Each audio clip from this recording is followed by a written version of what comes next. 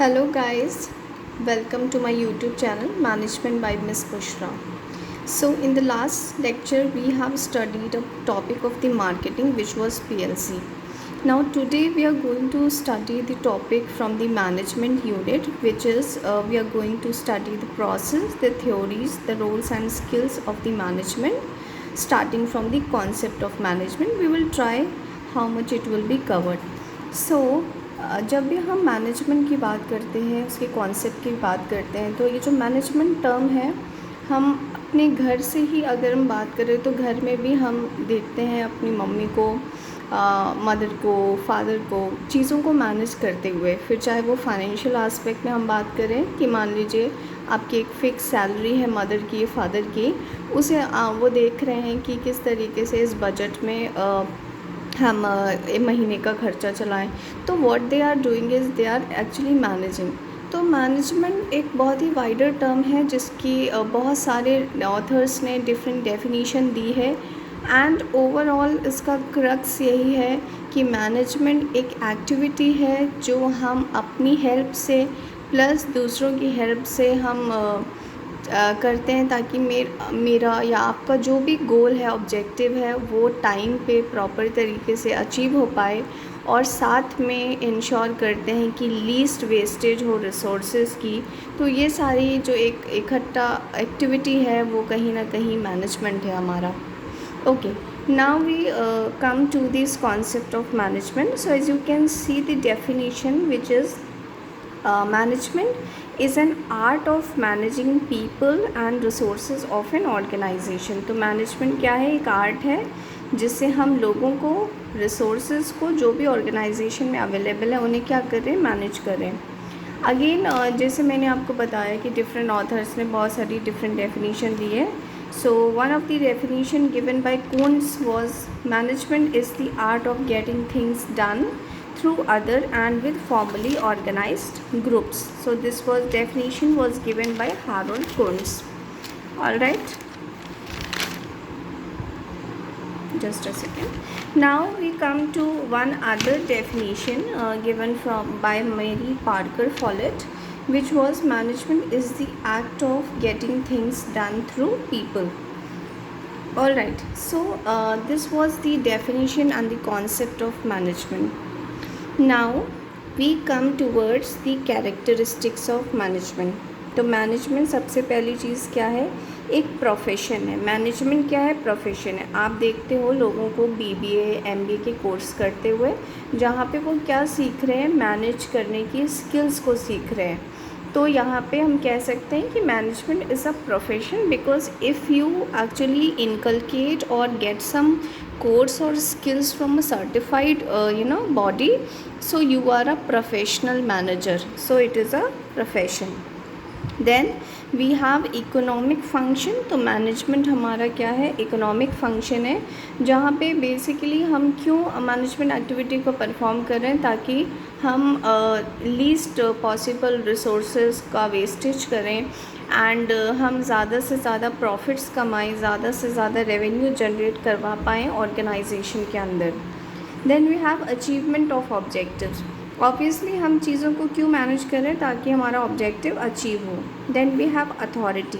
Authority से मतलब यह है कि ऑर्गेनाइजेशंस में जब चीज़ें एक प्रॉपर मैनेजमेंट होता है तो सारी चीज़ें एक सिस्टम होता है अथॉरिटी पे base, means there is a proper channel कि आपको किसे रिपोर्ट करना है। अगर आपको कोई बात कहनी है, कोई कंप्लेन है, कोई शिकायत, तो आपको पता होगा कि आपको किसके पास जाना है। सिमिलरली अगर आप कोई पोजीशन पे हैं तो आपके जूनियर्स को पता है कि उन्हें आपको रिपोर्ट करना है। So it is based on system of authority. Then we have decision making. Decision making से मतलब ये है कि जब ऑर्गेनाइजेशंस में एक अच्छा मैनेजमेंट सिस्टम चल रहा है तो वहाँ पे हमें पता है, वहाँ पे जो डिसीजन मेकिंग बॉडी है या जो डिसीजंस लेने की पावर है प्रॉपर तरीके से डिवाइड है, तो देयर इज़ नो कन्फ्यूजन कि who has to take decisions etcetera. Now next is interdisciplinary. Interdisciplinary से मतलब यह है कि आपकी ऑर्गेनाइजेशन में जब मैनेजमेंट हो रहा है, मैनेजमेंट कोई एक सब्जेक्ट नहीं है, या मैनेजमेंट में जो भी चीज़ें हम पढ़ रहे हैं वो बहुत सारे सब्जेक्ट से हो क्या ये, बहुत सारी चीज़ें उसमें साइकोलॉजी से ली गई हैं, बहुत सारी चीज़ें सोशियोलॉजी से हैं, एंथ्रोपोलॉजी से हैं, बहुत सारे सब्जेक्ट से आपका चीज़ों को लिया गया है और thus it is interdisciplinary. Then we have intangible. Intangible से मतलब ये है कि आप मैनेजमेंट को देख नहीं सकते हैं, उसका फिज़िकल एग्जिस्टेंस नहीं है, but definitely the results of a good management can be reflected in the form of let's say more and more growth, satisfied employee. So the results can be reflected, but as such management is not a physical existence, a physical body which can be seen, thus it is intangible. Then we have pervasive. Pervasive means which exists everywhere, which exists at all levels. तो अगर हम management की बात करें तो management क्या है, pervasive है। क्यों? क्योंकि वो हर लेवल पे, हर जगह, ऐसा नहीं है कि छोटा ऑर्गेनाइजेशन है तो वहाँ मैनेजमेंट नहीं है, डेफिनेटली है। छोटा ऑर्गेनाइजेशन हो, बड़ा ऑर्गेनाइजेशन हो, प्राइवेट हो, पब्लिक हो, स्कूल हो, कॉरपोरेट हाउसेस हो, कंपनीज़ हो, एनी इंस्टीट्यूशन, एनी ऑर्गेनाइजेशन, हर जगह आपको मैनेजमेंट देखने को मिलेगा, thus it is pervasive. Next we have continuous. Continuous से मतलब है कि मैनेजमेंट जो है it is continuous in nature, it goes on and on and on. ऐसा नहीं है कि आज दो एम्प्लॉई आपके ऑर्गेनाइजेशन को रिज़ाइन करके चले गए तो मैनेजमेंट ख़त्म हो गया, नहीं। इवन टॉप लेवल के भी अच्छे अच्छे लोग चले जाते हैं, बट मैनेजमेंट कंटिन्यू रहता है, और जब तक ऑर्गेनाइजेशन है तब तक मैनेजमेंट है। Next we have it is a goal oriented activity. तो obviously why we are managing things, why we are putting a lot of efforts, so the reason is that because we want to achieve the objectives, we want to achieve the goals. Next is dynamic. Dynamic word itself means something which keeps on changing. तो आज से 10 साल पहले, 20 साल पहले organisation को manage करने का जो तरीका था वो चेंज हो गया है। अगर उसी तरीके से हम चेंज नहीं लाएंगे, उसी तरीके से हम आज भी मैनेज करेंगे तो क्या होगा, हमारा ऑर्गेनाइजेशन, हमारा business out of the market हो जाएगा, लोगों से एक्सेप्ट नहीं करेंगे। Thus we need to keep changing ourselves. Management is dynamic because हमारे एनवायरनमेंट में बहुत सारी चेंजेस होते रहते हैं और उन चेंजेस के अकॉर्डिंग हमें अपने मैनेजमेंट के तरीके को भी चेंज करना पड़ता है, दस it is dynamic in nature. Okay, just a second.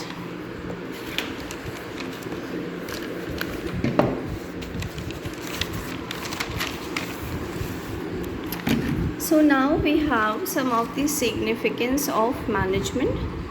It assists in achievement of goals. तो मैनेजमेंट जो है हमें किस में हेल्प कर रहा है, गोल्स को अचीव करने में, obviously.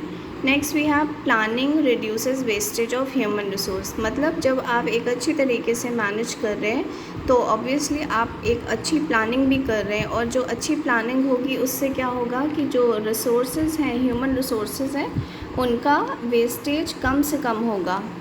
Okay, next we have coordinates between various levels of organisation. तो जो एक अच्छा मैनेजमेंट है वो इंश्योर करता है कि जितने भी हमारे ऑर्गेनाइजेशन में डिफरेंट लेवल्स हैं उनके बीच में अच्छा कोऑर्डिनेशन बैठा रहे। It works as an intermediary between various functions such as planning, controlling, directing and organising. So obviously a good management ensures there is a proper coordination, there is an intermediary linkage between all these functions of the management, and it promotes harmony in the organization. It is done by fulfilling the appropriate positions with appropriate people. तो इसका मतलब क्या हो गया कि एक अच्छा management ensure करता है कि एक हार्मनी, एक ऐसा एनवायरनमेंट हमारी ऑर्गेनाइजेशन में मेंटेन रहे। जैसे कि जब आप अच्छे से मैनेज करोगे तो आपको पता होगा कि किस पर्सन में कितना कैलिबर है, और उसी हिसाब से, उसी अकॉर्डिंग आप उसको वो पोस्ट, वो डेजिग्नेशन, वो पोजीशन प्रोवाइड करेंगे जिससे हार्मनी मेंटेन रहती है। All right, Next, we have very important and a very common topic, which is the process of management. These are also the functions of management. You just need to remember, even if it is as the functions, the process both are same. So first we have planning, second we have organizing, third we have staffing, then we have directing, and then we have controlling. Okay, सबसे पहले हम plan करते हैं, फिर हम organise करते हैं, फिर हम स्टाफिंग करते हैं, डायरेक्टिंग करते हैं और फिर कंट्रोलिंग करते हैं। इन सारे फंक्शंस को हम डिटेल में एक अलग क्लास में सेपरेटली पढ़ेंगे because it is a longer topic. Now we come towards another topic, which is the levels of management. So basically we have 3 levels of management: top level, middle level and lower level. So in top level we have basically top level पे upper level आता है जो कि policy framing का काम करता है, जो कि major and very important decisions लेने का काम करता है, जिसमें आपके कंपनी के सीईओ आ जाते हैं, बोर्ड ऑफ डायरेक्टर्स आ जाते हैं, आपका पूरा टॉप मैनेजमेंट आ जाता है। वो सब आपके किस में आएंगे? टॉप लेवल में। Then we have middle level. Middle level कौन सा लेवल है? मिडिल लेवल जो टॉप लेवल है और जो लोअर लेवल है, उन दोनों के बीच में एक इंटरमीडियरी का काम करता है मिडिल लेवल। तो इसमें आपके जितने भी मैनेजर्स होते हैं, असिस्टेंट मैनेजर है, जनरल मैनेजर है, ये सारे लोग आपके आ जाते हैं मिडिल लेवल पे। Then we have lower level. Lower level में आपका आता है बेसिकली सुपरवाइज़र्स, जो कि ऑपरेशंस का ऑपरेटिव लेवल का काम करे, जो बेसिकली काम में लगे हैं। मिडिल लेवल में तो आपके मैनेजर्स आ गए जो कि चीज़ें मैनेज कर रहे, देख सुन रहे हैं, लेकिन लोअर लेवल में आपके ये लोग काम आपसे करवा रहे हैं, तो वो आपका ऑपरेटिव लेवल है जो कि आपका लोअर लेवल में आता है। नेक्स्ट इसके बाद जो आपका बहुत ही इम्पॉर्टेंट टॉपिक आता है वो है मैनेजमेंट की theories and approaches, which I am just going to give you the names of these theories. बहुत सारी ऐसी थ्योरीज़ हैं, लेकिन जो सबसे ज़्यादा इम्पॉर्टेंट है और आपके एग्ज़ाम के पॉइंट ऑफ व्यू से याद रखनी है, वो ये सारी 7 थ्योरीज़ हैं। You can take a screenshot, क्योंकि ये थ्योरीज़ बहुत बड़ी हैं, तो we will continue it in the next video. All right, thank you for watching, and please do like, share and subscribe to my channel. If you have any sort of doubt, you are free to please comment in the comment section.